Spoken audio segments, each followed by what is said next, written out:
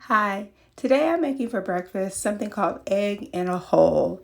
It's sort of a fun little twist on eggs and bacon and toast. And so, what you to do is you're going to take your bread, and I literally take a glass and uh, twist down until I have a hole.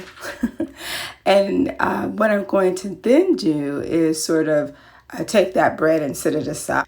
I then am going to butter my pan, place the toast or the bread that will be toast into the pan, toast it on one side, flip it over, and then I'm going to crack my egg in the center. And I'm going to let that cook. And I typically will cover it because it is a sunny side egg.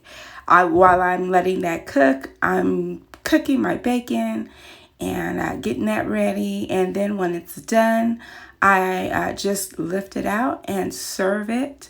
And you can, as you can see, I need to work on my circles, but it is a fun way to have eggs, bacon, and toast. Takes about 10 minutes.